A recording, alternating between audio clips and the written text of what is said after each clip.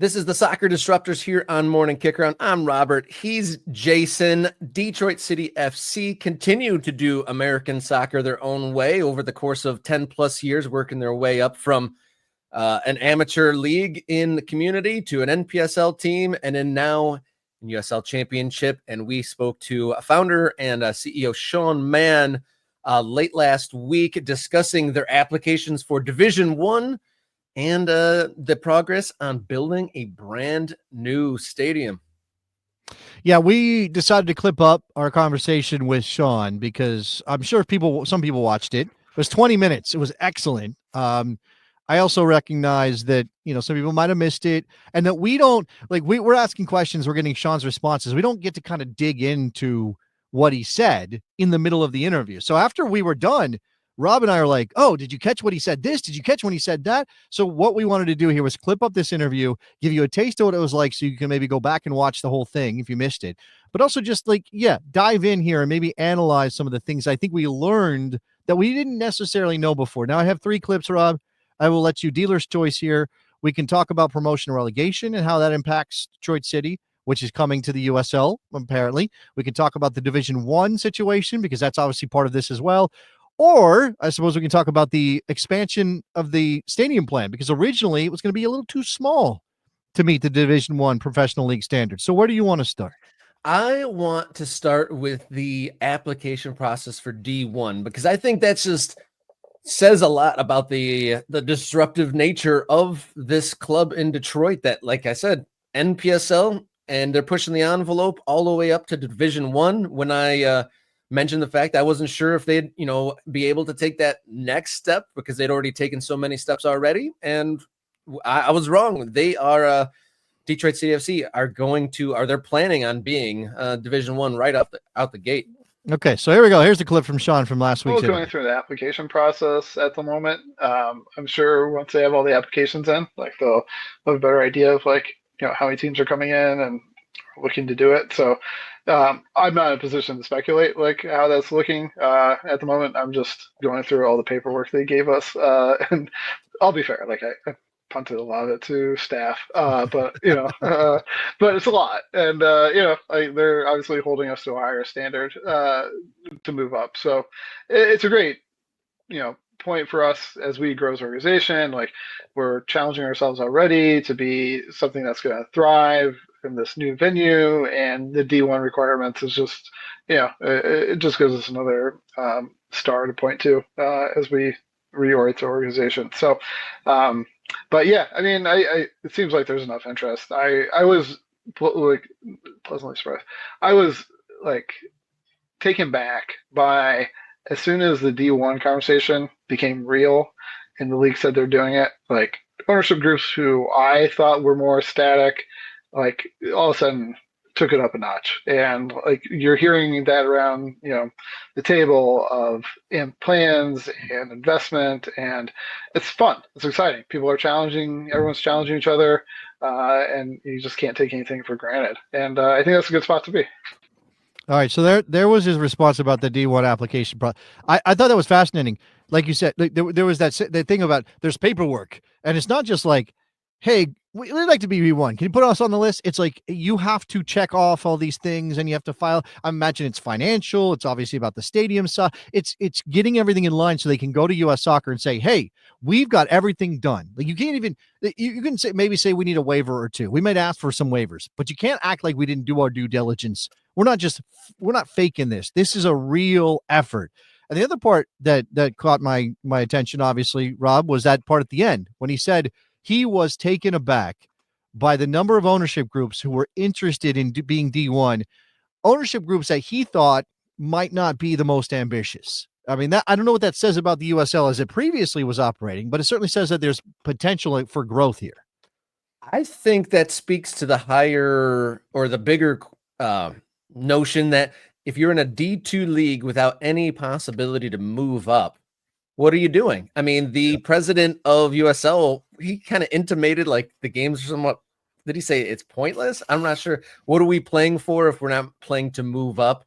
And so maybe there are some teams out there. It sounds like there were some teams out there that were kind of going through the motions, we're doing our thing at this level and just truck it along. But the fact that there was a carrot or a guiding star, as he said, got some teams that were static, in motion once again, kind of revitalized maybe some ambitions for some people that kind of were going through the motions. Right. Yeah. And look, sometimes you need to shake things up in order to get people moving in the right direction. And, maybe they do see this as, okay, we are limited here about what we can bring in. I don't want to put this down to avarice or something, just about greed, but it is, it is a thing that maybe some clubs were just kind of comfortable. And this has always been the argument about pro rel, right? Like, obviously you need to do something to avoid relegation. So you got to get your ass in gear, that kind of thing. But it could simply be that extra thing. Well, we have something to aspire to here. Now you've given us a target. Now, when it comes to professional league standards, again, it's a 15,000 seat minimum to meet the first division level. There was a stadium plan that they've been working on for a year and a half. And we talked to Sean about what it would take to get to that level. The original design, when we started getting going, a year and a half ago, was 2 years ago, was operating off like a 13.5 capacity. So not that different than like Lynn Family, Louisville Stadium. And so, now it's in a matter of squeezing in 1,500 more people into the stadium. Actually, functionally, the bigger headache with that is meeting our parking minimums. So it's meant us having to acquire an extra acre of land that we didn't plan on to being able to accommodate that many more cars. But the stadium was always conceptualized as something that could expand and adjust to demand for the game. So adding 1,500 seats, was not. It's not been the biggest problem we're dealing with. All right, so that one's interesting because this is sort of like the hidden problems. Like, as soccer fans that are not involved in the process of designing a stadium, Rob, we're like, oh, you were planning on 12,000 seats and you've got to add 3,000 seats? That's crazy. You got to put extra stands and you're going to close an end and add costs to the stadium.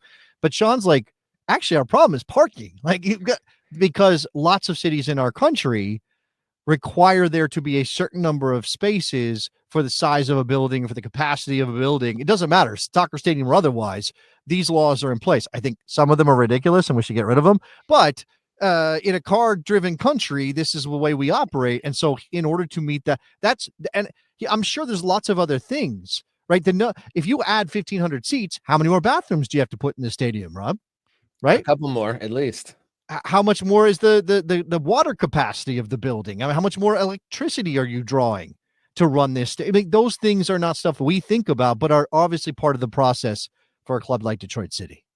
Yeah, that would be the lamest reason for this not to happen, was because they couldn't find enough parking spots. Like, find some Uber, guys. Come on. I mean, he said that there happened to be an acre alongside the site that they did not already control, that they bought in order to meet the parking requirements. What if you're a team that's like, we're going to build a stadium so we can meet the standard, and we just want to have a stadium because that's what professional sports teams are supposed to do. Here's a perfect plot of land. And then the city comes and goes, well, actually, you need 300 more parking spots. And you're like, oh, damn. Where do we put those? We're boxed in here, right? The land, luckily, this is kind of a weird way to frame it. Luckily for Detroit City, Detroit is a city that has some space, right? They got some abandoned hospitals available to buy and tear down. Some cities do not have this land, Rob. So, and this is, again, part of why a lot of teams in a previous era of American soccer, those MLS teams, decided to build outside their. It's why FC Dallas placed 36 miles from downtown Dallas, because it was easier to build, because they knew they were going to have a chance to put in tons of parking. It wasn't as heavy a lift as building in a city, the way that Detroit City is trying to do it. I'm curious if that's going to plan out for our friends Atletico Dallas, if that's going to play into any part there. But one of the notes, I don't know if this is in our next clip, but I thought that it was interesting that Sean also said that this is going to be the most locally focused stadium, and they're going to do everything their part to ingratiate themselves locally, and that most of the owners live within a couple blocks of the stadium plan. So they are moving the stadium actually closer into their own neighborhoods, which is pretty unique. Yeah, I did not get that clip about what this would mean for the fan base that has been going to Hamtramck for a couple of years. And then obviously, as he said, this is actually better located for the ownership, but how do you get your fan base to sort of adjust? He seems to think that this is actually going to be great for them, because it's in an area that should benefit a lot of fans of Detroit City. But I do have one more clip, I want to play this. This is about Pro Rel and how it's impacting Detroit City. And I asked Sean specifically about what happens when you go down. So we were, I think, some of the most active owners in the room or outside the room, among the other owners pushing for the Pro Rel. I think we were pretty adamant about it. We've been big boosters for it. Understand and appreciate that there's people in the USL ownership group who have stakes in teams in England and Europe who live and breathe Pro Rel already. I think our setup is unique in that. Well, one week we just don't generate revenue off broadcast right now.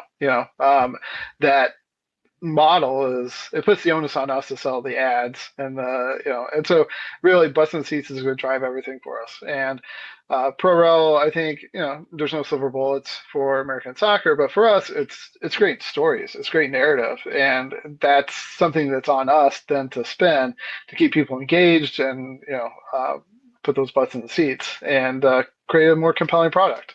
And so, yeah, us dropping down to League One and playing Madison, is that different than us being in Championship and playing Lexington?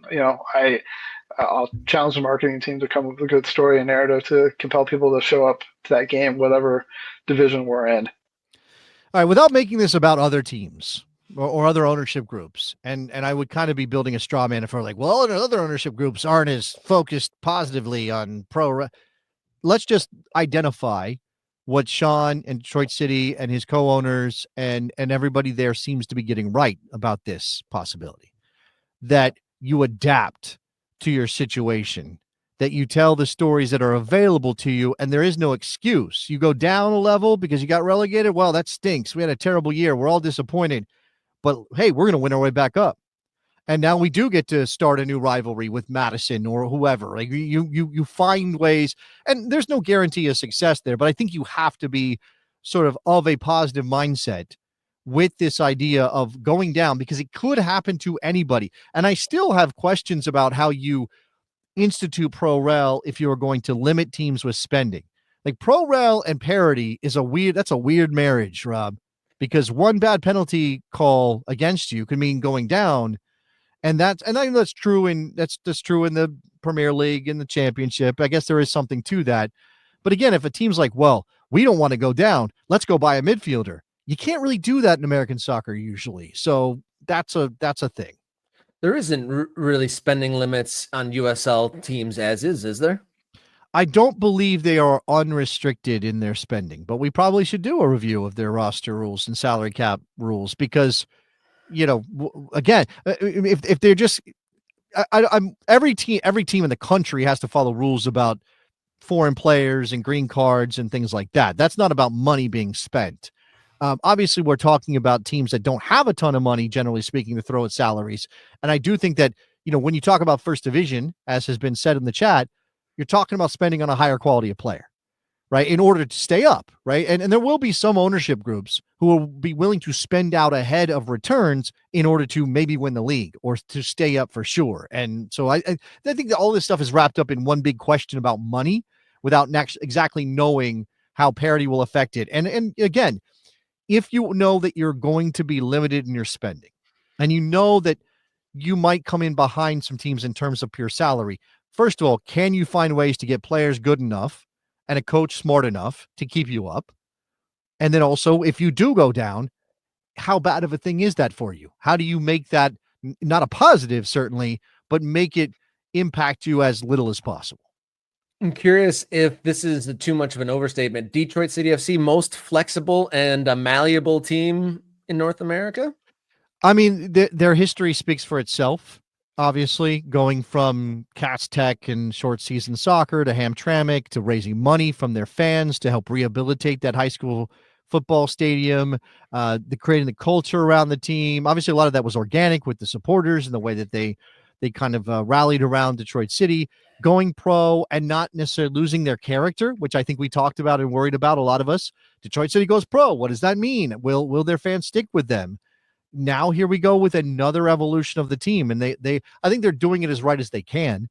It has been pointed out, and I think we had somebody in the chat on Friday when we talked to Sean that said something like, there is somebody with the money, that they're not really in control anymore. Look, everything says that they still have the same character as when they were a short season team started by 5 guys from Detroit.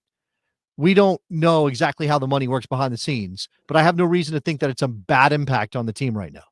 Yeah, they'd be stuck in Nisa, or they'd be dissolved, or having to jump somewhere else. I mean, when I first talked to Sean about 8 years ago, they were talking about they were taking all their inspiration from Chattanooga, and Chattanooga wasn't able to make the jump like Detroit City FC were. So you never know, kind of like where fortunes may take you with timing and actually geo restrictions. You're talking about salary and spending and how that could get funky with promotion relegation. So could the territorial rights, that could get funky as well there. Yeah. But I think our time has kind of run out here on our episode of Morning Kick Around.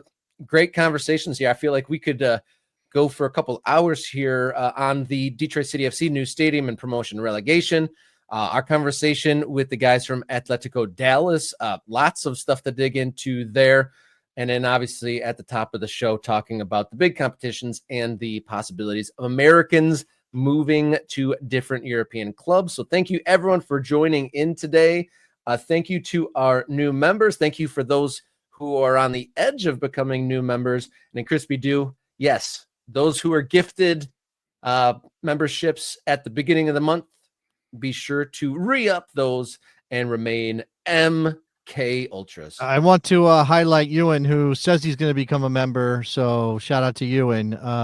You have to see the new renderings for Miami FC's new stadium, the USL. It's quite interesting. Maybe we'll put a pin in that and come back to it. Wasn't aware that the Miami, this is why we need you guys. Miami's got new renderings. We're renderings junkies. This is what we do.